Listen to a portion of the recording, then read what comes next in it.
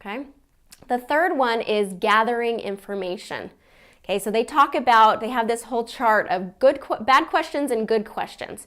Now you might not be able to read this here, but it's on the website.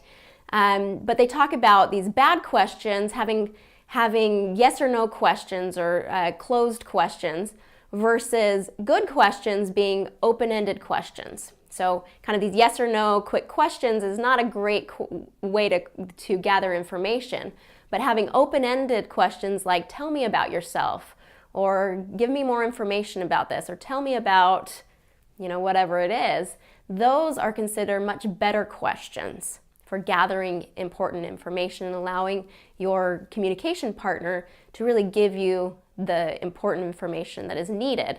Because as we gather information, that's part of that listening and being able to communicate effectively. The next one is persuading and negotiating. Now, there's a huge section on this persuading and negotiating, but one piece of this is talking about a book called Influence, The Psychology of Persuasion by Professor Robert Cialdini. I'm not sure if I'm pronouncing that correctly. But in this book, he talks about the 6 laws or rules which govern how we influence and are influenced by others. Okay, so these 6 laws, he goes through each of these, is the law of scarcity, the law of reciprocity, the law of authority, the law of social proof, the law of commitment, and the law of consistency. So this ability to persuade and negotiate is an incredibly powerful communication skill that is important to develop as you progress in your career. All right, and the fifth one is motivating and supporting. So a big part of motivating and supporting others, and this is especially true as important as you are in leadership skills, leadership positions, is this ability to motivate and support those around you. Now, a big part of this that they talk about is giving praise and being able to give praise appropriately to really be able to lift those around you and support and motivate those people. Number 6 is giving and accepting criticism. Okay, so that idea of getting and receiving feedback from others. One thing that they talk about is saying sorry in an assertive way, not a passive way. Okay, and so then they go into what is assertive and what is passive, and they actually have an assertiveness quiz that you can take to kind of gauge how well you're doing with how assertive or passive you are in your communication style. They also talk about the praise sandwich. So when you're giving giving criticism, that it's important to kind of have some positive statements, and then the critique, and then follow it up by another positive statement. And as you create this praise sandwich, then your communication partner will receive that criticism much better. All right, number 7, presenting. Okay, we've talked a bit about presenting and presentation skills, and they go into even more depth on presenting. So I was really excited to be able to find this resource for you to get more information about very effective presentation skills and how to develop more of those presentation skills. So under presenting, there's another 8 categories that go over these skills of presenting.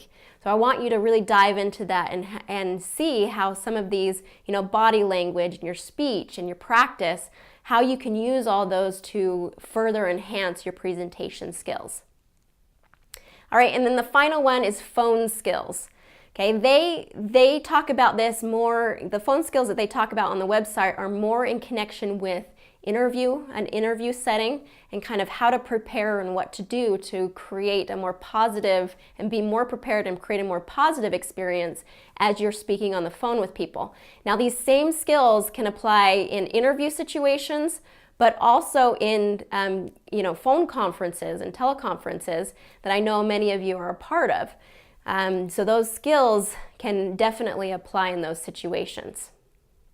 Okay, so I absolutely want you to go and dive into this website from the University of Kent and go into detail about all 8 of these categories of how to improve your spoken communication. Now, as a review, let's remember that especially as we've just gone over some of those areas of communication skills, let's go back to this definition.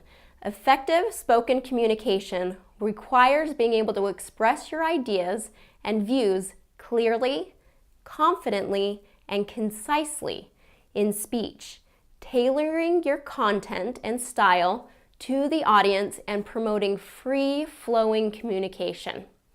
Okay, and I know that as you go through the skills and the tips and the research and things and start to apply those important skills in your life and in your communication with others, that you will see a dramatic improvement in your interactions beyond just improving your accent.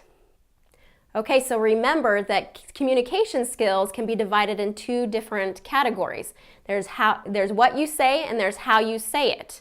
Okay, we've really focused on the how you say it through this course, and you've really grown and developed in the way that you've been able to pronunciate and use that rhythm of English. Make sure that you're really clear and concise in how you're saying what you're saying. Now I want you to really dive into thinking about what you're saying and the skills that you're using in the way that you're communicating with others. Okay? I know that as you go through and you really analyze and look into these ideas of communication skills beyond your accent, that you will find great success in your career, in your life, socially, as you use these important communication skills. Okay? Go ahead and do that, and I'll see you again in the next video.